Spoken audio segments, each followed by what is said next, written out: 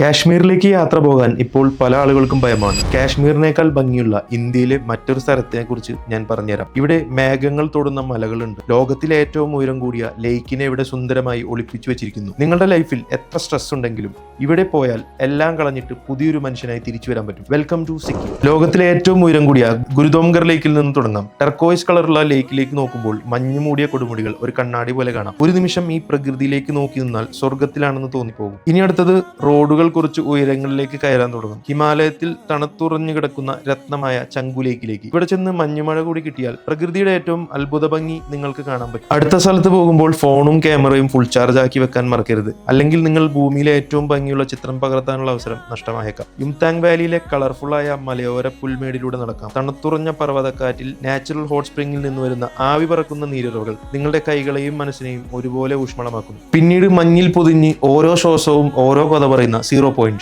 കഞ്ചൻജംഗയുടെ കാവലിൽ വെള്ളച്ചാട്ടങ്ങളും ആശ്രമങ്ങളും പച്ചപ്പ് നിറഞ്ഞ താഴ്വരകളുമുള്ള പെല്ലിംഗ്. നിങ്ങളുടെ യാത്ര നിങ്ങൾക്ക് സിക്കിമിന്റെ ഹൃദയമായ വർണ്ണഭമായ തെരുവുകളുള്ള ഹിമാലയൻ സംസ്കാരം എന്താണെന്ന് കാണിച്ചു തരുന്ന ഗാങ്ടോക്കിൽ നിന്ന് അവസാനിപ്പിക്കും. യാത്രകൾ എന്ന് പറയുമ്പോൾ എത്ര ചെലവ് ചുരുക്കി എന്നുള്ളതില്ല, എത്ര ഹാപ്പിനെസ് കിട്ടി, എന്തെല്ലാം എക്സ്പീരിയൻസ് ചെയ്തു, എന്തെല്ലാം കണ്ടു എന്നുള്ളതിലാണ് കാര്യം. നിങ്ങൾക്ക് സിക്കിം അതിഗംഭീരമായി സ്ട്രെസ് ഫ്രീ ആയി കാണണോ? നല്ലൊരു പ്രീമിയം പാക്കേജ് വേണോ? DM to UTC.